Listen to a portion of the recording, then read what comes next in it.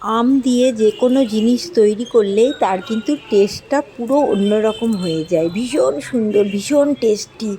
আমার তো ভীষণ ভালো লাগলো খেয়ে। আম হচ্ছে ভীষণ সুস্বাদু একটা ফল, সবার প্রিয়। আর এই সময় আমের যত রেসিপি আছে সব বানিয়ে ফেলো আমার মতো। আমার তো ভীষণ প্রিয় একটা ফল। আজকে তৈরি করছি ম্যাঙ্গো পাল্প সাবু। এত সুন্দর হবে আর টেস্টি হয় ভীষণ। তোমরা যদি চাও তো রেসিপিটা দিতে পারি। ভীষণ মানে টেস্টি হয়। এখন ম্যাঙ্গো উঠেছে, এখন ম্যাঙ্গোর সময়।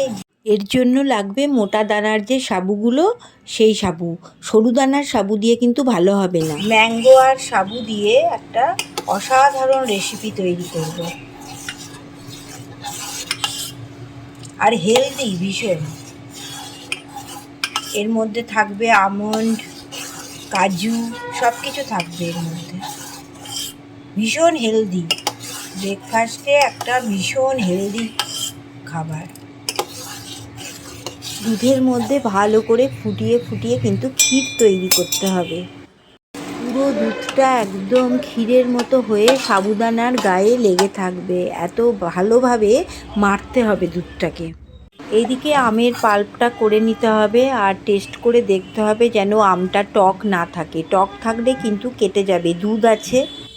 ইন্ডাকশন বন্ধ করার পর কিন্তু আমের পাল্পটা দিতে হবে, আর দেখতে হবে যেন সাবুদানার সাথে পুরো যেন মিশে যায়। আর নেড়েই যেতে হবে এটা, নেড়ে নেড়ে তারপর যখন নিজেরাই বুঝতে পারবে পুরোটা যাতে মিলিয়ে যাবে, তখন কিন্তু এটা মানে পুরোপুরি একদম মিলে গেছে।